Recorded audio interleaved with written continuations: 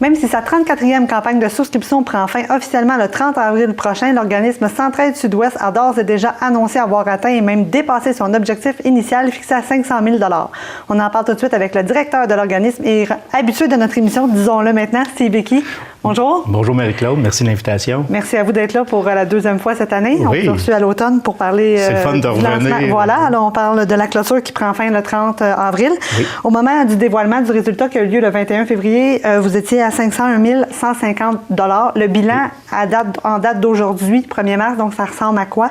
Ça ressemble pas mal à ça, 502 000 présentement, mais la semaine prochaine, on a notre publi-postage qu'on envoie aux donateurs qui n'ont pas fait le premier don et ça devrait aller chercher un bon 5-6 000 additionnels. Fait que d'après moi, on devrait probablement clôturer à la fin avril à 510 000. Là. OK, donc autour de ça. Autour de ça, oui. Parfait. J'imagine qu'on peut aussi faire, en tant que particulier, là, des dons jusqu'au 30 avril, donc c'est possible aussi via votre site Internet? Oui, via le site Internet. On a un site sécurisé avec Centraide Canada. Vous pouvez faire le don et vous avez également le reçu qui est tout de suite inclus. Et ça vous permet de faire un don. Et en même temps, il y a le répertoire des organismes, à savoir à qui on donne et tout ça. Là. Parfait. Et c'est quoi le plus grand défi que vous avez rencontré pendant la 34e campagne?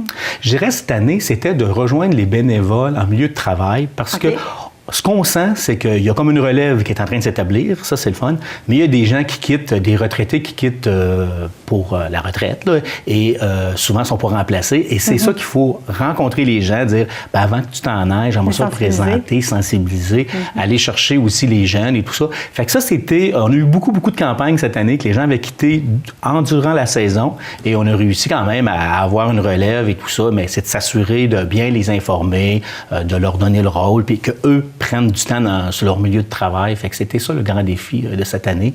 D'année en année, vous réussissez toujours à récolter les objectifs que vous vous fixez, mais est-ce que c'est difficile? Est-ce que des fois on se dit, ouf, cette année, je suis pas certain que je vais réussir? Est-ce que ça, c'est un petit peu une pression supplémentaire? Oui, bien disons qu'au début, en septembre, ça c'est la partie facile, on pense d'aller chercher 500 000. Mais quand le travail commence vraiment en octobre, novembre, et c'est là qu'on a notre réponse, je dirais le publi-postage est un bon indicateur parce que c'est la première activité qu'on fait. On a fait également aussi une activité avec les gens de la FTQ pour un golf qui a rapporté 9 000 $. Ça, c'était une hausse. Là, on a vu qu'il y avait une tendance de dire les gens sont fidèles au rendez-vous. Ce qui est plus stressant, c'est quand une compagnie te dit ben là, cette année, je ne sais pas si je vais embarquer, j'ai pas d'effectifs et tout ça.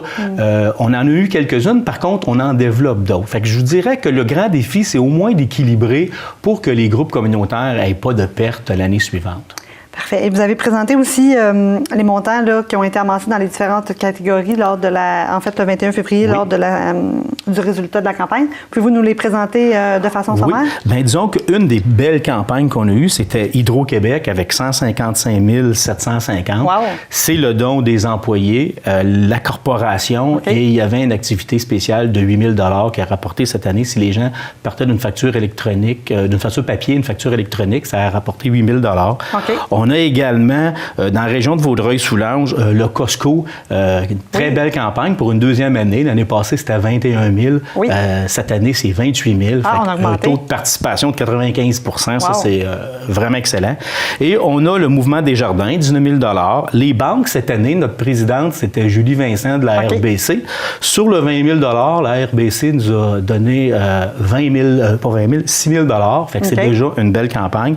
Et partout, je dirais, dans le Haut-Saint-Laurent, Vaudreuil-Soulanges, Beauharnois, les compagnies ont au moins à côté les dons de l'année passée. Fait que je trouve qu'il y a également le milieu de l'éducation, les deux commissions scolaires avec 17 400, qui est quand même très bon, là, parce que c'est toujours juste des employés, il n'y a pas de dons corporatifs là, dans ça. Parfait. Pour les gens à la maison, pouvez-vous nous donner un exemple, par exemple, d'organisme qui est aidé par Centraide Sud-Ouest? Oui, on en a plusieurs. Une qui fait une belle activité, si on en nomme une, c'est la popote roulante de Salaberry de Valleyfield, qui aide du lundi au vendredi à faire des repas chauds pour les aînés. Et ils ont également une journée pour les repas congelés. C'est des centaines de repas préparés par mois, livrés à domicile par des bénévoles. Et on a également fait une activité avec eux cet été, au début du printemps. Je dirais au début du printemps.